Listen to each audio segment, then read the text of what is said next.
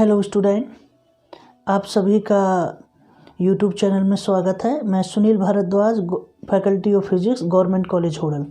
तो आज मैं आपको एक बहुत ही अच्छा टॉपिक पढ़ाने जा रहा हूं जिसका नाम है रेसिप्रोकल लैटिस वेक्टर। तो मैं इसकी definition what is the reciprocal lattice vector और उसका ड्राइव फार्मूला बताऊंगा, जिससे कि हम आगे कुछ प्रॉब्लम और कुछ कंसेप्टों को क्लियर कर सकें। तो मैं इसकी डेफिनेशन लिख रहा हूँ, बड़ी इंपॉर्टेंट डेफिनेशन है, एग्जाम में पूछ ली जाती है कभी कभी। क्या होता है? A vector having a magnitude, vector having a magnitude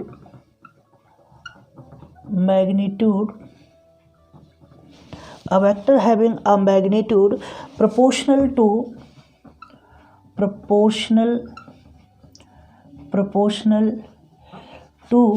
the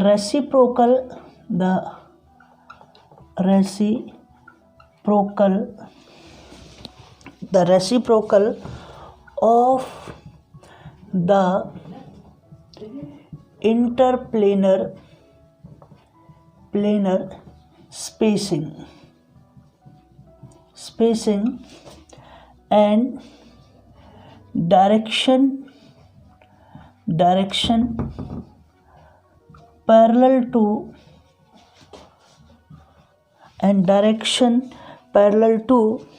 the plane and direction parallel to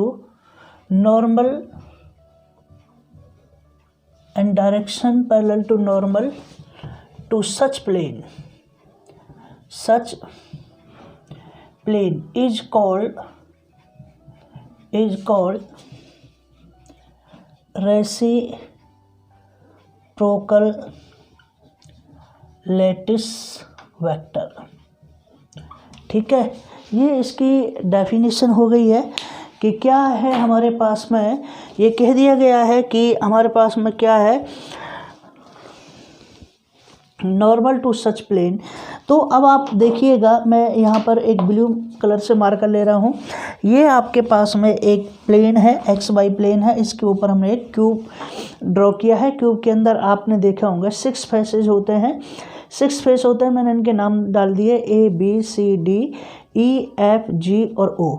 तो सबसे पहले आपने देखा हो, ओरिजिन से आपने A पर एक परपेंडिकुलर लाइन ड्रॉ कर दी, ये वाली लाइन ड्रॉ कर दी, और एक हमने यहाँ से इस पे परपेंडिकुलर लाइन ड्रॉ कर दी, और एक आपने ये लाइन ड्रॉ कर दी। ये आपने 3 लाइन ड्रॉ की हैं। इसका नाम डाल दिया आपने A डैश, इसका नाम डाल दिया है आपने E डैश, और इसका नाम डाल दिया आपने G डैश। तो देखिए, इन दोनों के बीच में लगने वाला एंगल, इसको मैंने क्या मान लिया है? थीटा मान लिया। क्या मान लिया है? थीटा मान लिया है। तो बड़ा ही अच्छी चीज़ है।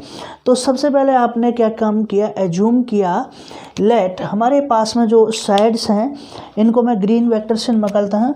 OA जो साइड्स है उसको कहते हैं हम A वेक्टर, इसको कहते हैं हम B वेक्टर, और इसको कहते हैं हम C वेक्टर। ये हमारे पास में A B C 3 हमारे पास में वेक्टर हो गए।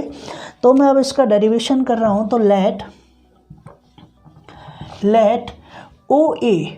OA जो है मेरे पास में A वेक्टर हो गया, ऐसी OG मेरे पास में B वेक्टर हो गया, और ऐसे ही मेरे पास में OE हमारे पास में C वेक्टर हो गया। ठीक है, ये मेरे पास में 3 वेक्टर हो गए, A B एंड C। जब मेरे पास में ये 3 वेक्टर हो गए हैं, तो फिर क्या आता है, जब ये मैंने इस तरीके से मान लिया है, तो आप देखिए जो हमारे पास में ये प्लेन है, plane A B C D A, अगर मैं बात करता हूँ A B C, अगर मेरे पास में A B C D, ये हमारे पास में एक साइड्स होगी जो हमारा फेस, ये विच इज़ पैरेलल है। किसके पैरेलल है हमारे पास में? अगर मैं बात करता हूँ, ये पैरेलल है OGFE के। किसके पैरेलल है? OGFE के हमारे पैरेलल है। ऐसे बहुत सारे प्लेन है, ये हमारे पास में AOED पैरेलल हो जाएगा हमारे पास में किसके? BGFC के। तो बहुत सारे 6 फेसेज हैं, तो ये पैरेलल हैं। तो मैंने इसके अंदर जब मैंने लाइन ड्रॉ करी, तो ये हमारे पास में एक ये एंगल हो जाएगा। अगर मैं इस एंगल की मैं बात करता हूँ, ये एंगल हमारे पास में क्या बनता है, 90 का बनता है, क्योंकि आपको पता है लेट, आपने देख लिया, let O A dash comma O G dash and O E dash are perpendicular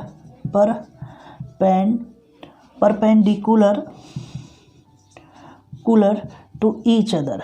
ये एक दूसरे से क्या चीज़ है, परपेंडिकुलर है।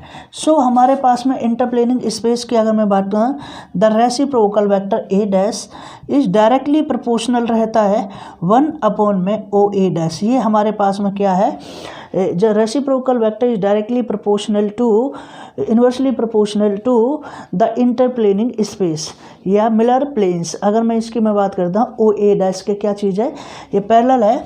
तो अगर इसको आपने देखा A dash which is equal to 2 pi, आपने क्या लिख दिया, ओ ए डैश। आपने प्रोपोर्शनलिटी को हटाने के लिए एक नया वेक्टर ले लिया, इस तरीके से इसको आपने इक्वेशन नंबर 1 डाल दिया। अब आप देखते हो नाउ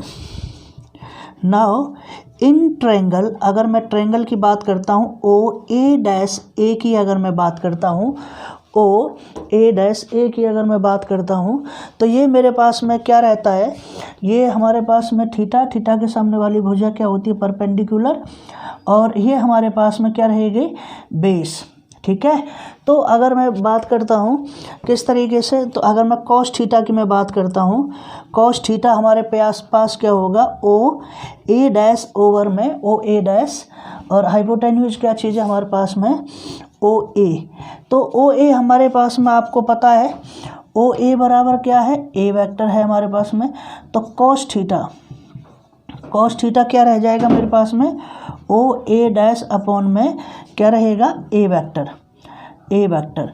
तो आपने यहाँ से ओ ए डैश की वैल्यू निकाली, तो ये आ जाएगा A cos theta. This is the equation number 2। तो और ए डैश की वैल्यू को आप कहाँ पुट करोगे, इक्वेशन फर्स्ट में पुट करोगे। Then equation first can be written as, तो इक्वेशन फर्स्ट को जब आपने पुट किया, A dash which is equal to 2 pi upon में ए, ये आपने ले लिया ए कॉस थीटा, क्या ले लिया, ए कॉस थीटा। और आपने इस तरीके से जब इस तरीके से आपने लिया है, और ये कह दिया आपने A dash A cos theta which is equal to 2 pi. तो आप एज्यूम कीजिए, assume cos theta is equal to 0। ये हमने एज्यूम कर लिया, it means such that theta is equal to 0। तो cos 0 क्या रहता है हमारे पास में, 1 रहता है। cos 0 क्या रहता है, 1 रहता है। इस तरीके से आपने थीटा की वैल्यू क्या किया है, 0 किया। cos थीटा हमने किसके बराबर किया, यहाँ पर इस तरीके से थोड़ा सा मिस्टेक हो गई, तो हमने एज्यूम किया theta is equal to 0, then cos theta is equal to 1। तो हमारे पास में एक नया वेक्टर आ जाएगा A dash A which is equal to 2 pi. ये हमारे पास में इस तरीके से एक नया वेक्टर आ गया, A dash A which is equal to 2 pi. इसको मैंने नाम दे दिया इक्वेशन नंबर 3।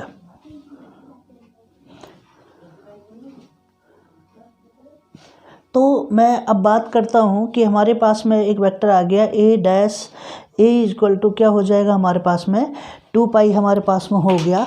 तो मैं बात करता हूँ the direction of A dash will be same. क्या कहता है, द डायरेक्शन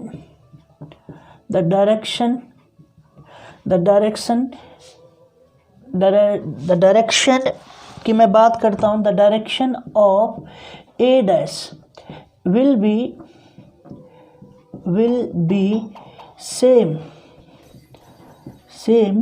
एज, कैसे, बी क्रॉस सी। अब देखिए इसकी डायरेक्शन देखिए, अगर एक वेक्टर ए वेक्टर इस साइड में आपका लग रहा है तो डायरेक्शन क्या रहेगी, बी क्रॉस सी। आप इस तरीके से देखिए तो डायरेक्शन क्या रहेगी, बी क्रॉस सी रहेगी। जो हमारे पास में अगर डायरेक्शन क्या है, बी क्रॉस सी है, तो हमारे पास में ए डैश इज इक्वल टू क्या हो जाएगा, के क्या रहेगा, बी क्रॉस सी। क्या रहेगा, बी क्रॉस सी। इसमें बी हमारा स्मॉल है तो स्मॉल हम यहाँ पे स्मॉल बी ही लिखेंगे।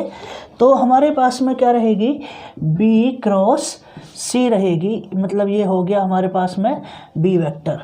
ये हमारे पास में इक्वेशन 4 रहेगी। वेयर, अगर आप लिखना चाहते हो, वेयर के इज प्रोपोर्शनलिटी कांस्टेंट या के इज कांस्टेंट एंड रिप्रेजेंट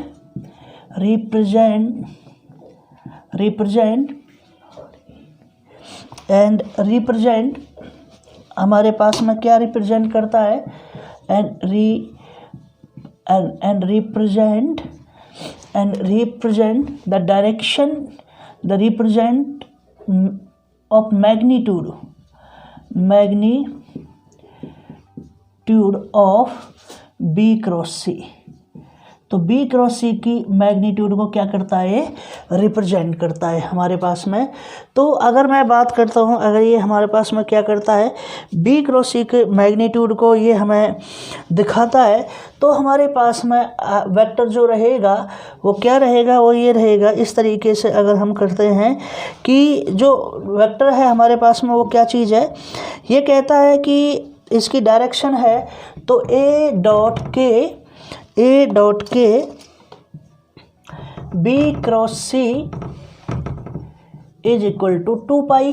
और अब मैंने यहाँ से के की अगर मैं वैल्यू निकाल देता हूँ, के की मैंने वैल्यू निकाल दी, तो 2 पाई हमारे पास में ए डॉट बी क्रॉस सी। ठीक है, ये हमारे पास में वैल्यू आ गई। ये इसको 5 लिख दिया।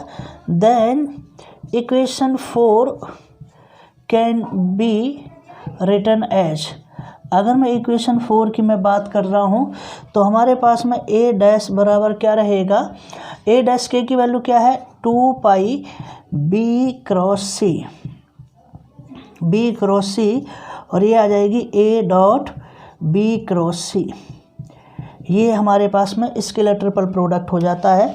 और इसको मैं एक अलग बिल्कुल रेड कलर के मार्कर से रिप्रेजेंट कर देता हूँ। ये हमारे पास में एक रेसिप्रोकल लैटिस वेक्टर आ चुका है कि A dash is equal to B cross C. अब देखो आपने बिल्कुल सिंपल कर लिया, आपने इसके लिए निकाल लिया। अगर आप सेकंड केस में, ये हमारे पास में क्या चीज़ है, ये 90 का एंगल है और ये हमारे पास में क्या चीज़ है, ये थीटा है। तो बिल्कुल सेम लोगे कि जो हमारे पास में बी वेक्टर है वो इन्वर्सली प्रोपोर्शनल है किसके, हमारे पास में वो इन्वर्सली प्रोपोर्शनल है ओ जी के। तो यहाँ पे भी आप बिल्कुल ट्रायंगल लोगे, ट्रायंगल जो आप लोगे ओ जी डैश जी लोगे, तो हमारे पास में सेम किस सिचुएशन आएगी। तो हमारे पास में जो बी डैश वेक्टर बनेगा, B dash is the reciprocal vector, वो क्या रहेगा, बी। अगर बी की मैं बात करता हूँ, ये बी डायरेक्शन में इधर है, तो ये इन दोनों का क्या रहेगा, क्रॉस प्रोडक्ट रहेगा। क्या रहेगा, क्रॉस प्रोडक्ट रहेगा। बी रेड कलर से दिख नहीं रहा तो मैं इसको आपको ब्लैक से ही लिखता हूँ। तो ये रहेगा B dash is equal to 2 pi, अगर ये देखिए इधर है तो ये क्या रहेगा, सी क्रॉस ए अपॉन में सी डॉट हमारे पास में B dot C cross A, ये हमारे पास में आएगा। और ये हमने इस तरीके से बी वाला भी निकाल लिया। सिमिलरली अगर आप आगे बात करते हो, बिल्कुल सेम थर्ड को निकालोगे तो सी डैश बराबर क्या आ जाएगा, 2 pi A cross B upon में क्या रहेगा, C dot A cross B. तो ये हमारे पास में 3 वेक्टर आ जाएंगे। यही हमें प्रूव करना था, यही हमारा डेरिवेशन था। अब देखिए बड़ा ही सिंपल है याद करना। अब देखिए आपने क्या लगाया, ए डैश है तो ए के बाद में क्या आता है, बी क्रॉस सी आता है, ठीक है। ए के बाद में बी क्रॉस सी, तो ए डॉट बी क्रॉस सी आ जाएगा। बी के बाद में क्या आएगा, सी, तो सी क्रॉस ए और B dot C cross A. इस तरीके से ये हमारा हो जाएगा। और सी के बाद में क्या आता है, ए, तो आप देखिए ना, ए की बात कर रहे हैं तो बी क्रॉस सी, बी की बात कर रहे तो सी क्रॉस ए, और सी की बात कर रहे हो तो ए क्रॉस बी। ये हमारा एक स्टैंडर्ड फॉर्म है, अगर हम कभी भी भूल जाते हैं तो इस तरीके से हमें याद करने हैं। तो ये बहुत ही इम्पोर्टेंट आर्टिकल है आपका एग्ज़ाम के लिए, ठीक है। और देख लीजिए अगर आपको कोई डाउट हो या कोई प्रॉब्लम हो तो आप हमें पूछ सकते हैं, ठीक है। Okay, thank you.